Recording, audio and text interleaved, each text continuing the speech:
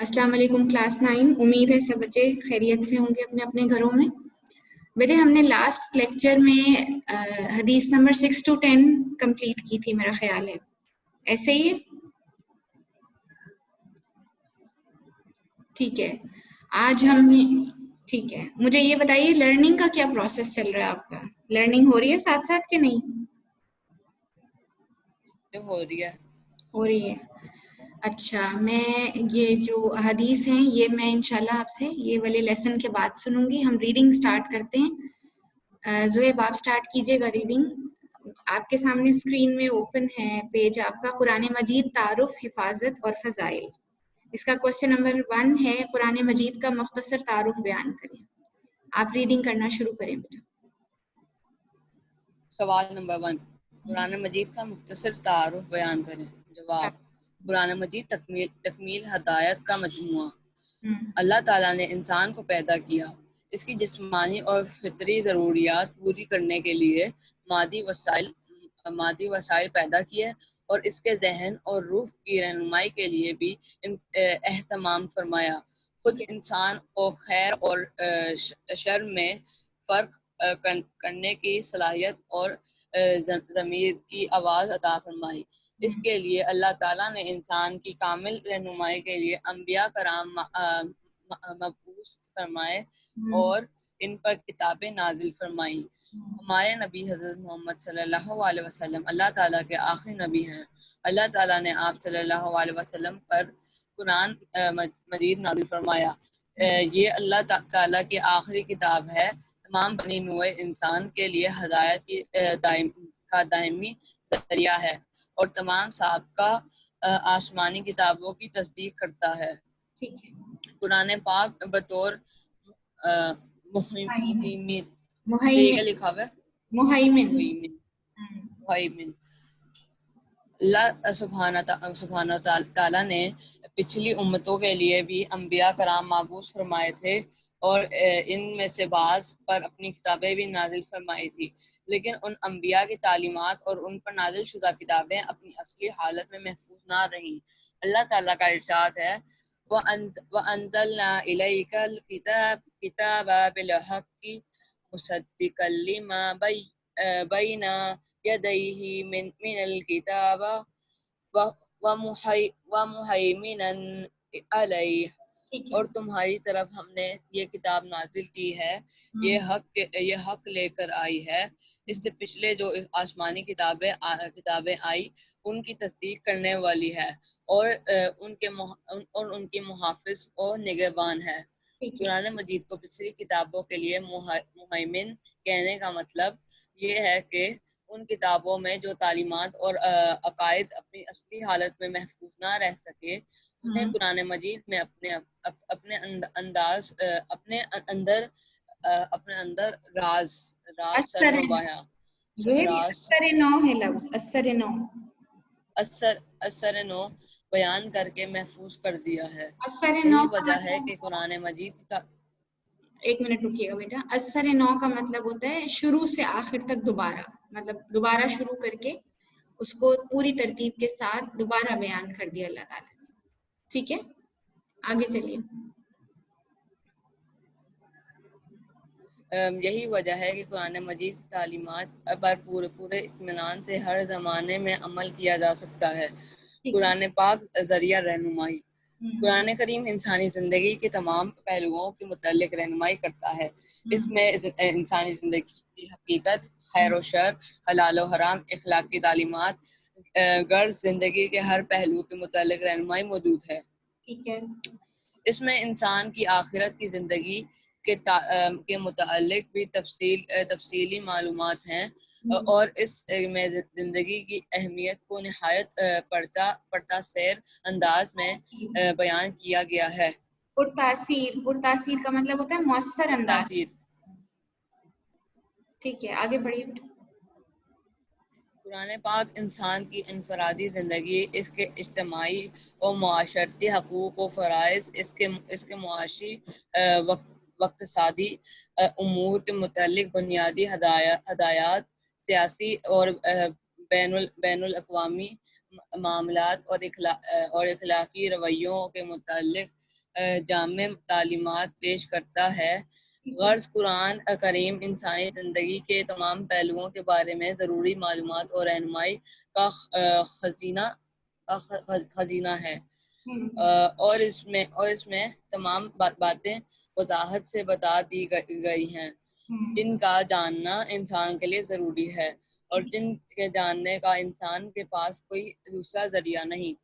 ٹھیک ہے. قرآن مجید ایک معجزہ ہے. یہیں پر قرآن حکیم ہر لحاظ. زیب یہاں پر ذرا رکتے ہیں. ابھی جو ہم نے کوشچن نمبر 1 جو ہم نے کیا ہے نا ریڈ، اس کے متعلق میں کچھ کوشچن پوچھتی ہوں جو بچے اور موجود ہیں ہمارے پاس کلاس میں. ربیہ آپ بتائیے گا. ربیہ مائک انمیوٹ کریں بیٹا اپنا. ربیہ حسن اپنا مائک انمیوٹ کریں. ربیہ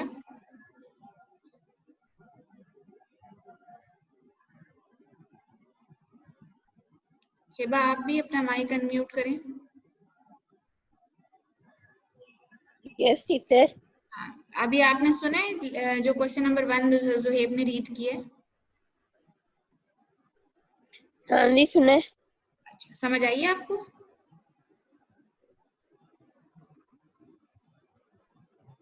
ہبا سمجھ آئیے؟ نہیں. کیوں بیٹے آپ کہاں سن رہی تھی جو سمجھ نہیں آئی؟ یہ کیا کون سا چیپٹر پڑھ رہے ہیں؟ چلیے یہ بتائیے.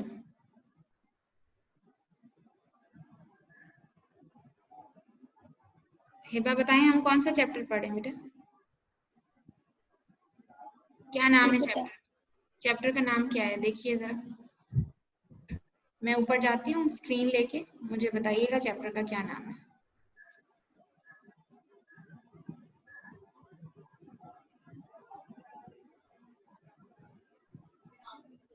جی یہ ہبا کیا لکھا ہوا ہے؟ چیپٹر کا کیا نام لکھا ہوا ہے؟ قرآن مجید. ہاں قرآن مجید کے بارے میں پڑھ رہے ہیں نا ہم.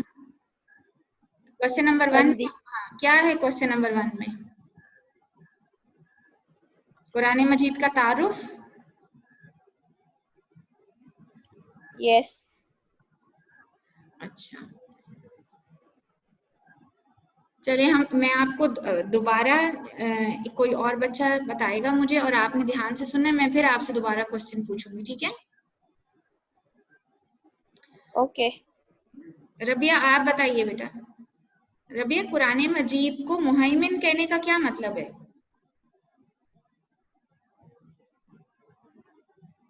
ربیہ آپ کا مائک انمیوٹ ہے بیٹا.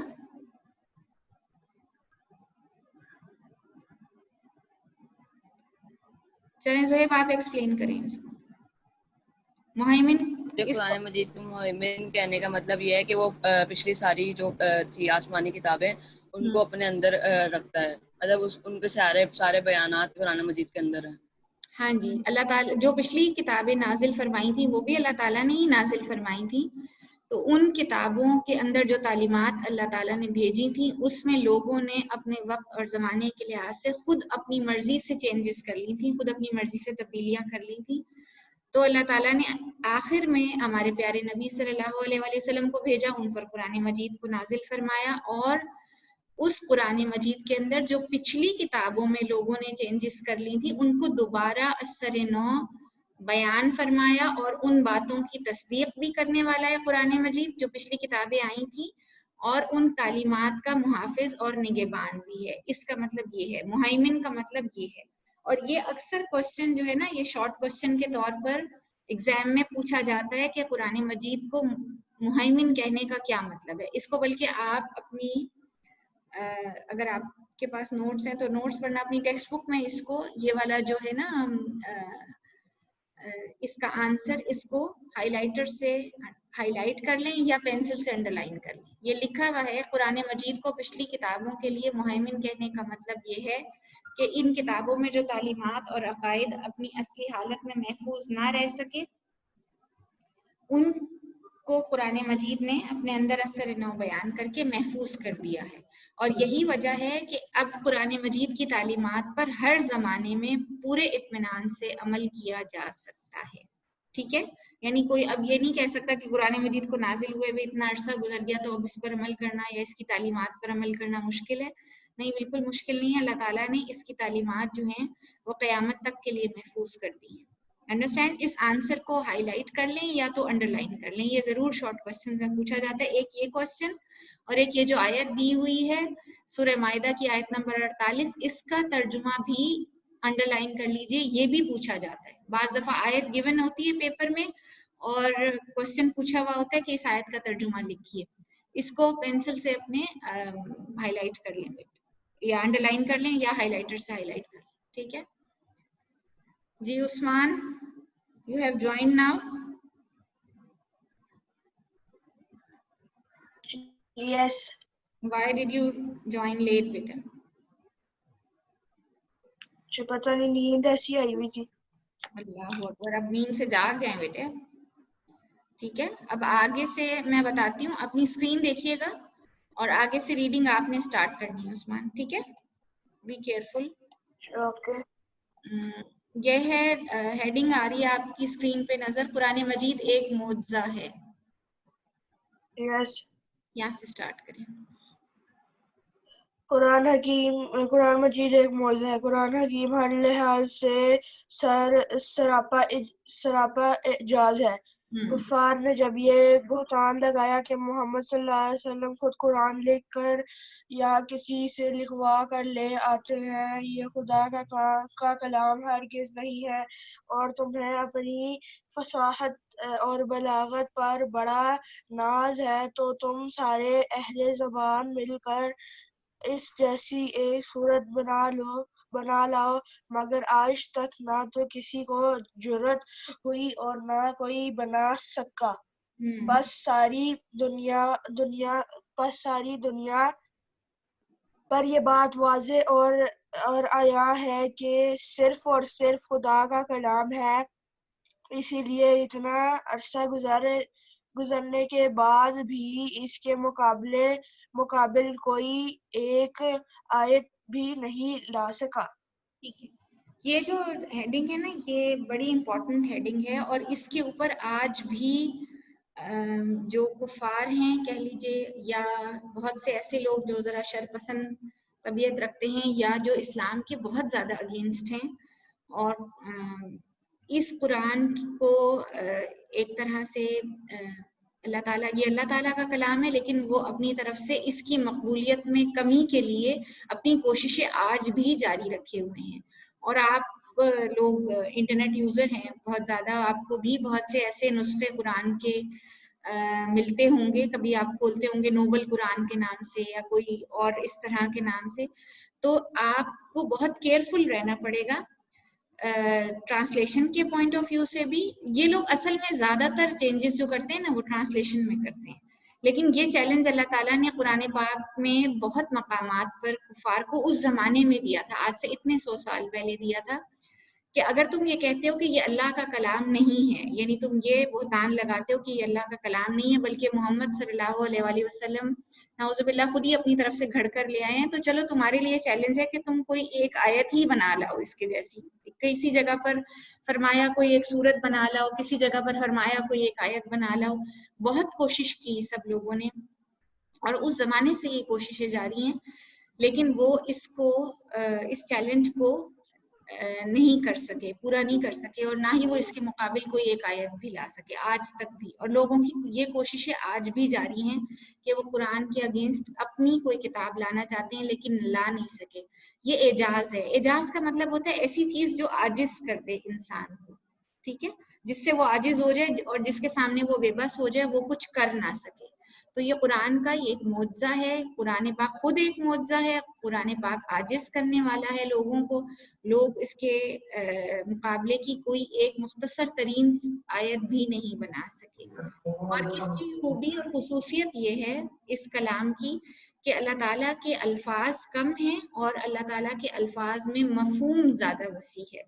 قرآن پاک کے الفاظ کم ہیں لیکن اس کا مفہوم بہت وسیع ہے.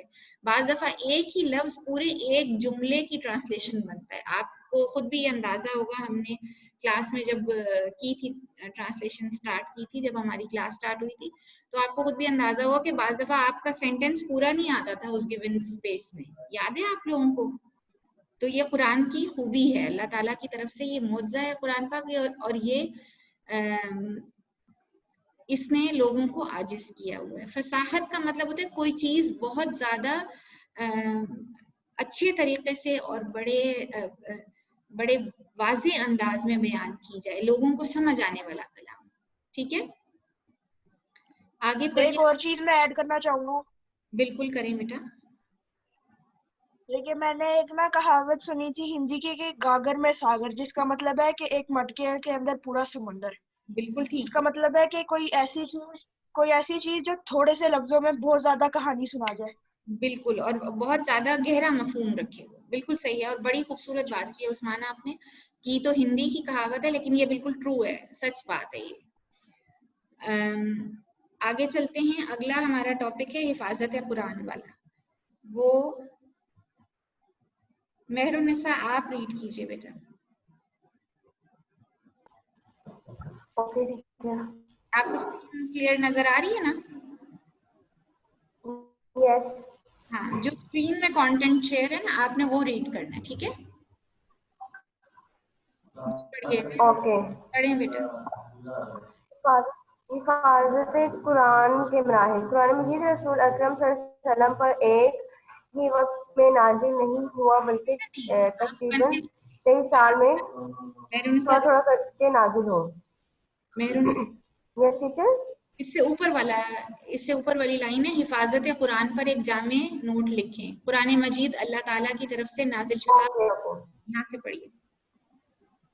قرآن مجید اللہ تعالیٰ کی طرف سے نازل شدہ آخری کتاب ہے اور اس کی حفاظت کا ذمہ بھی اللہ تعالیٰ نے خود لیا ہے. ارشاد باری تعالیٰ ہے اِنَّا نَحْنُ نَزَّلْنَا الذِّكْرَ وَإِنَّا لَهُ لَحَافِظُونَ. ترجمہ, بلا شبہ یہ ذکر ہم نے نازل کیا ہے اور ہم خود اس کے محافظ ہیں. وہ دنیا میں مجھے قرآن مجید کے نسخوں میں ایک لفظ یا زبر زیر کا بھی فرق نہیں. حفاظت قرآن کے مراحل. قرآن مجید رسول اکرم صلی اللہ علیہ وسلم پر ایک ہی وقت میں نازل نہیں ہوا بلکہ تقریباً 23 سال میں تھوڑا تھوڑا کر کے نازل ہوئے. جو ہی کچھ آیات نازل ہوتی آپ صلی اللہ علیہ وسلم کا سب وہی بلوا کر لکھوا دیتے. کاتبے وہی لکھوا دیتے اور یہ رہنمائی فرماتے کہ انہیں کون سی صورت میں کن آیات کے ساتھ رکھا جائے. مسجد نبوی میں ایک مقام متعین تھا جہاں وہ عبارت رکھ دی جاتی. صحابہ کرام رضی اللہ عنہ اس کی نقل کر کے لے جاتے اور یاد کر لیتے. مختلف اوقات کے خصوصاً 500 نمازوں میں اس کی تلاوت کرتے اور اس کو سمجھتے اور اس پر عمل پیرا ہونے کی کوشش بھی کرتے. اس طرح جیسے قرآن مجید نازل ہوتا گیا, لکھا بھی جاتا رہا اور حفظ بھی ہوتا رہا. اس عمل میں صرف مرد ہی نہیں بلکہ خواتین بھی شامل رہی, حتیٰ کہ نبی اکرم صلی اللہ علیہ وسلم کی حیات طیبہ ہی میں مکمل قرآن کریم اکثر امہات المومنین, اہل بیت, صحابہ کرام رضی اللہ عنہ اور صحابیات کو حفظ ہو چکا تھا اور متعدد صحابہ کرام نے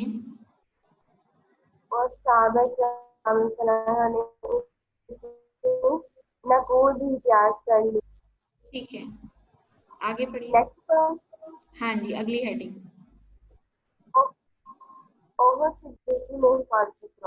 رسول پاک صلی اللہ علیہ وسلم کی رحلت کے بعد, یہ رحلت لفظ ہے بیٹا.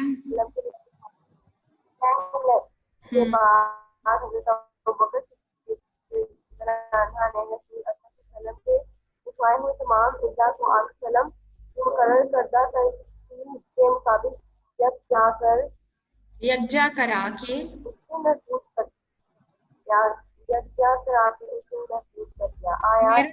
میرونسا 1 منٹ رکے بیٹا. میرونسا آپ اپنا جو مائک ہے نا اس کو تھوڑا سا ٹھیک کریں, کلیئر کریں, اس میں آواز آپ کی بار بار کٹ رہی ہے. اس طرح باقی بچوں کو سمجھ نہیں آئی.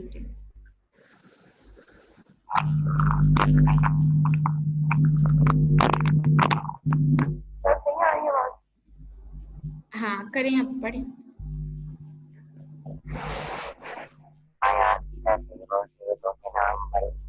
بیٹے آواز ٹھیک نہیں آ رہی ہے کہ مہرالنساء رک جائیے. مہرالنساء ریڈنگ ہاں چھوڑ دیں بیٹے, ایک منٹ, آپ کی نا آواز نہیں ٹھیک آ رہی ہے مہرالنساء.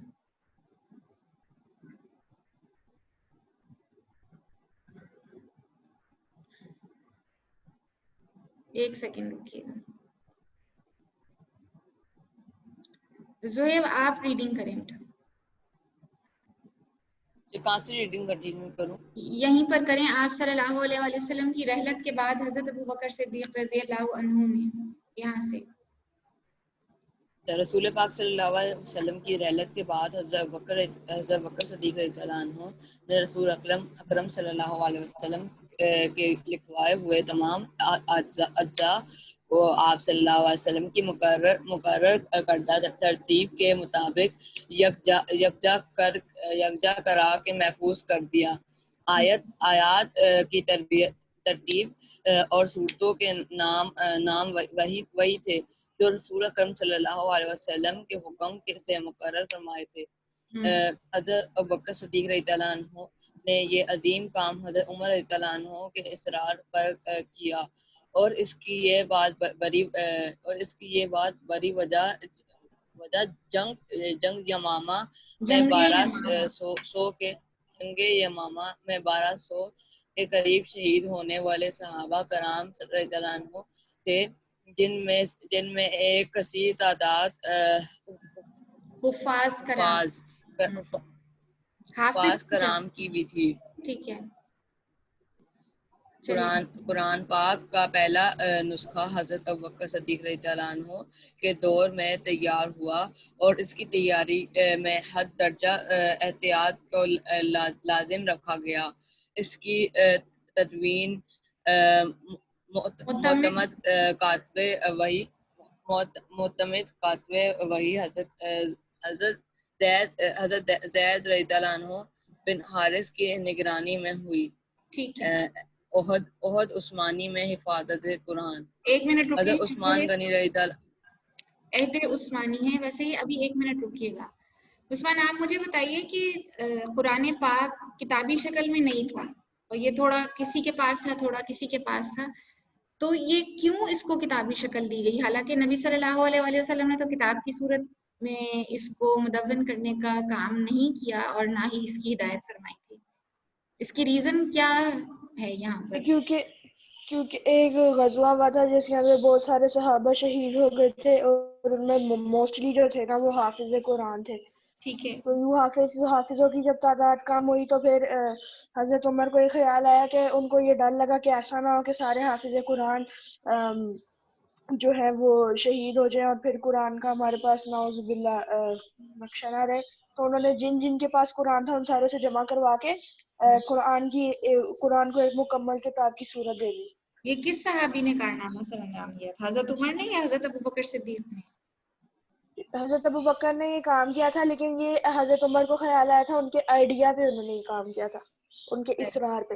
ہاں ان کے اصرار پہ, کیونکہ یہ خطرہ اور یہ فیوچر میں جو نظر آ رہا تھا وہ حضرت عمر رضی اللہ عنہ کی بصیرت نے محسوس کر لیا تھا کہ آئندہ آنے والے وقت میں یہ مسئلہ درپیش ہو سکتا ہے کہ قرآن اگر خدا نہ خواستہ محفوظ نہ رہا تو یہ بہت بڑا لاس ہوگا. اس لیے انہوں نے حضرت ابوبکر صدیق رضی اللہ تعالیٰ عنہ کو مجبور کیا کہ آپ یہ کام کریں. اور اس کام کو کرنے کے لیے کیا سٹیپ اٹھایا گیا؟ مطلب کیسے یہ کام شروع ہوا؟ اس کام کا آغاز کیسے کیا گیا؟ وہ جن لوگوں کے پاس قرآن مجید کے تھوڑے تھوڑے حصے تھے ان سارے حصوں کو اکٹھے جمع کیا گیا. کس طرح اکٹھا کیا گیا؟ یہ لکھا ہوا ہے اس کے اندر, ابھی ہم نے اس کانٹینٹ میں پڑھا. پہلی بات تو یہ کہ سب سے پہلے ان کاتبین وحی کو بلوایا گیا. کاتبین وحی کون لوگ تھے؟ کاتب کس کو کہتے ہیں؟ وہی جو وہی لکھتے تھے. ہاں کاتب کا لفظ کتاب سے, ہاں لکھنے والا, کتاب لکھی ہوئی چیز, اور کاتب جو لکھنے والا ہو, ان کو بلوایا گیا. ان میں حضرت زید بن حارث رضی اللہ عنہ جو تھے وہ سب سے زیادہ قابل एतमाद कातिब वही थे। उनके अलावा भी बाकी सहाबा कराम भी काबिल एतमाद थे, यकीनन काबिल एतमाद थे, लेकिन उनकी सुपरविजन किसने की थी? वो हजरत ज़ैद बिन हारिस ने की थी।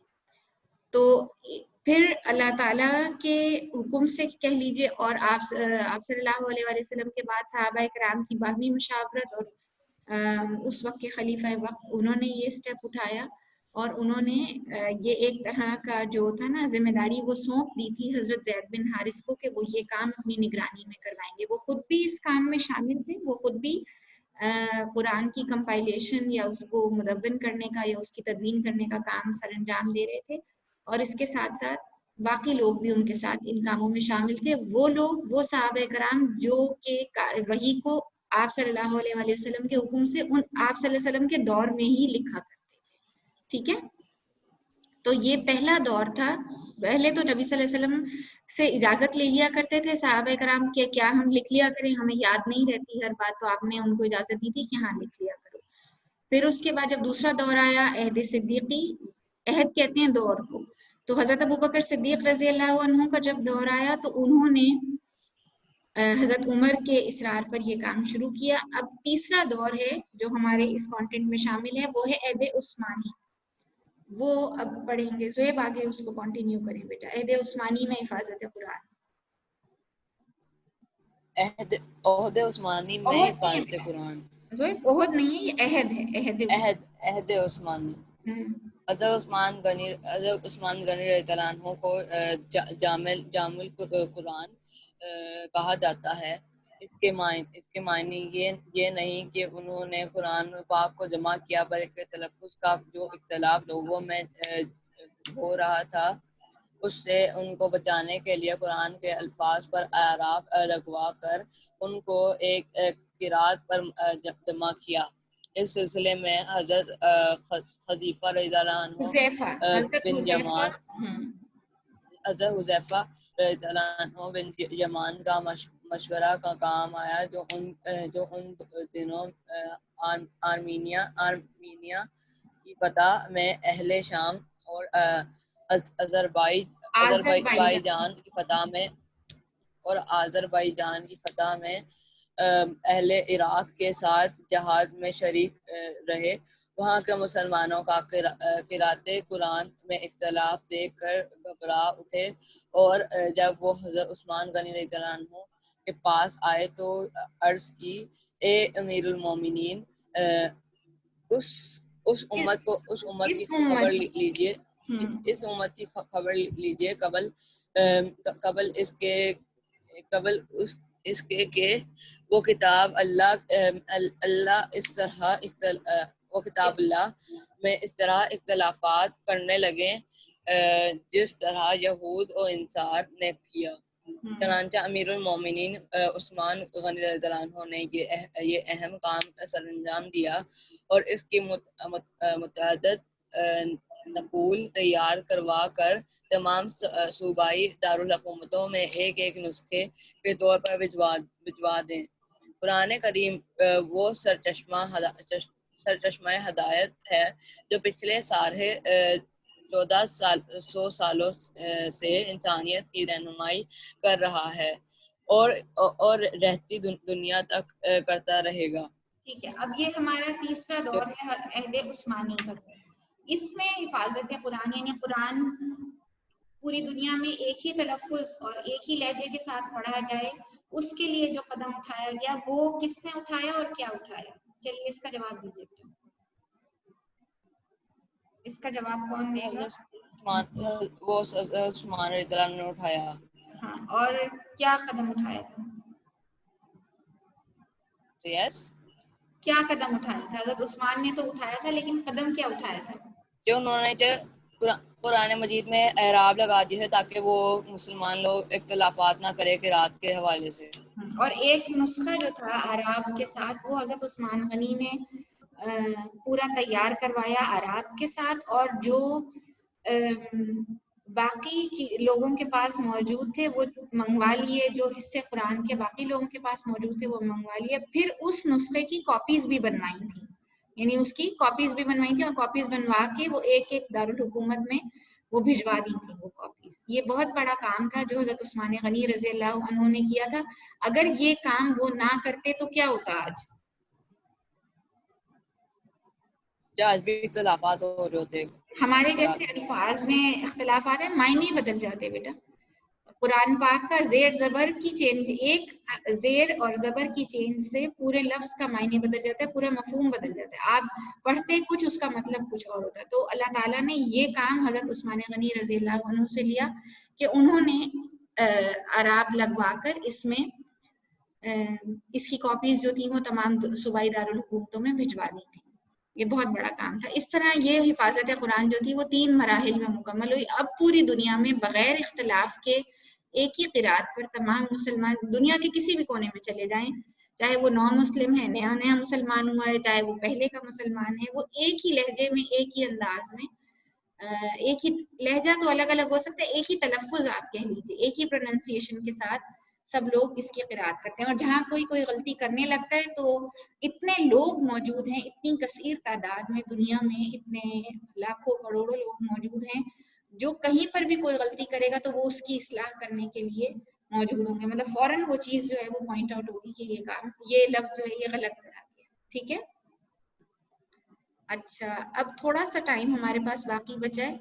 मैं ये चाह रही हूँ कि जो पिछली हमारी हदीस थी, हदीस नंबर 6 to 10, मैं आपको सिर्फ 2-3 मिनट्स दे रही हूँ। आप उन हदीसों में से हदीस नंबर 6 और 7 को रिवाइज कीजिए। दोनों 2 हदीसें हैं, हदीस नंबर 6 और 7, उनको रिवाइज कीजिए तो फिर मैं आपसे वो सुनती हूँ।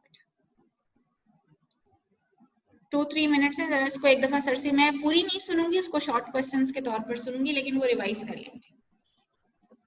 तो मैंने एक चीज पूछनी थी। जी पूछिए बेटा। तो कल छुट्टी है? किस बात की बेटे? 14 अगस्त की? 14 अगस्त। हाँ, तो आप छुट्टियों में भी छुट्टी मांग रहे हैं? छुट्टियां तो ऑलरेडी हैं आपकी, आप लोगों ने तो घर में ही होना होता है बेटा। यानी अब उसे कल लेक्चर होगा या नहीं लेक्चर्स? वो आपको मैसेज आ जाएगा, मैसेज आ जाएगा, आप फिक्र मत ना हो। मैं 1 सेकंड के लिए डर गया।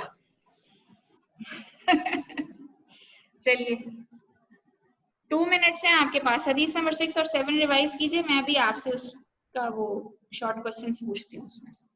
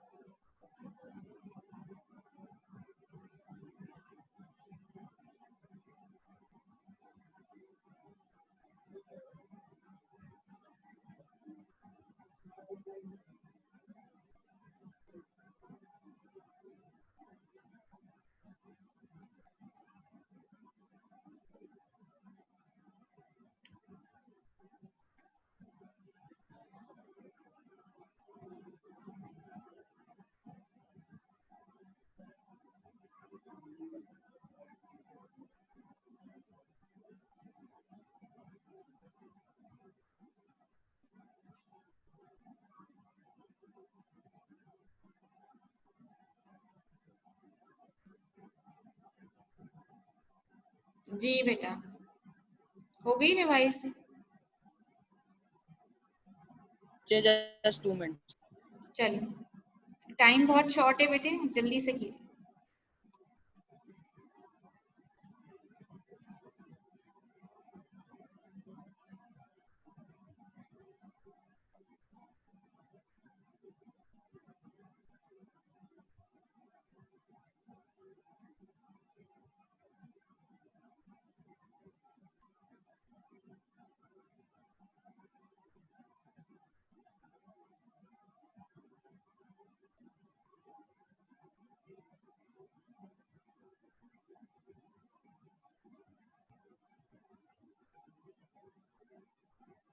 جی جواب سننا. ہاں جی پوچھ لوں. میں پوری حدیث نہیں سنوں گی آپ سے, صرف شارٹ کوسچن اس میں سے پوچھوں گی. مجھے بتائیے پہلی حدیث ہے من احب للہ وابغض للہ واعطى للہ ومنع للہ فقد استکمل الایمان. اس کا ترجمہ بتائیے. عثمان بک بند کیجیے اپنی, کلوز یور بک بیٹا. ہاں جی من احب للہ. جی عثمان. جو شخص اللہ سے محبت کرتا ہے. نہیں, جس نے محبت کی اللہ کے لیے. اللہ سے, اللہ کے لیے. وابغض للہ. تو اس کو چاہیے کہ وہ کسی سے بغض رکھے تو اللہ بغض رکھے تو صرف اللہ کے لیے. جس نے بغض رکھا اللہ کے لیے. اللہ کے لیے. ومنع للہ واعطى للہ. جس نے دیا اور اللہ جس نے دیا اللہ کے لیے اور جس نے ہاتھ روک لیا اللہ کے لیے. تو کیا کیا اس نے؟ فقد استکمل الایمان. تو اس نے ایمان کو مکمل کر لیا. شاباش. ٹھیک ہے, تو کتنے اصول بیان ہوئے یہاں پر تکمیل ایمان کے؟ کل کتنے اصول ہوئے؟ 4. ہاں, چار. کون سے؟ کہ اگر کوئی محبت کرے تو اللہ کے لیے. اگر کسی سے بغض رکھے, اول تو بغض نہ رکھے, لیکن اگر کسی سے بغض رکھے تو اللہ کے لیے. اگر کسی کو عطا کرے دے تو اللہ کے لیے, اور اگر کسی سے ہاتھ روک لے تو وہ بھی اللہ کے لیے.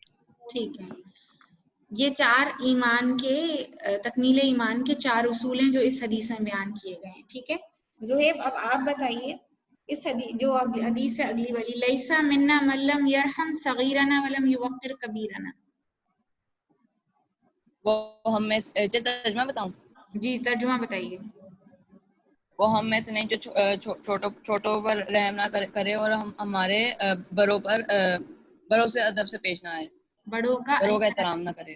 ٹھیک ہے, یہ حدیث ہے. اس حدیث کی روشنی میں چھوٹے کس چیز کے حقدار ہوئے اور بڑے کس چیز کے حقدار ہوئے؟ چھوٹے رحم کے حقدار ہوئے اور بڑے احترام کے.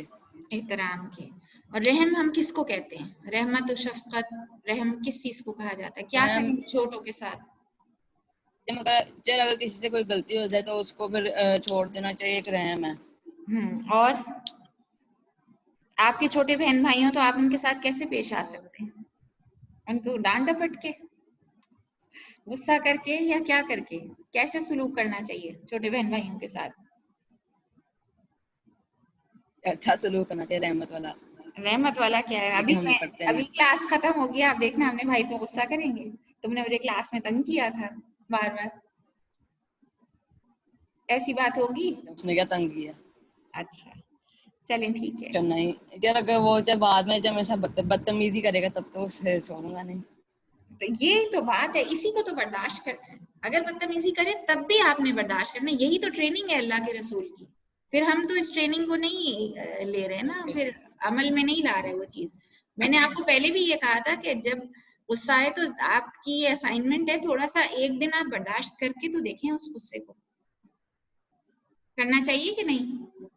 آپ نے اپنے آپ کو, وہ تو پھر اس کا فائدہ اٹھائے گا. نہیں بیٹے, نہیں فائدہ اٹھائے گا. آپ طریقے سے اس کو لے کے چلیں گے, پھر نہیں فائدہ اٹھائے, پھر وہ آپ سے پیار ہی کرے گا, فائدہ نہیں اٹھائے گا.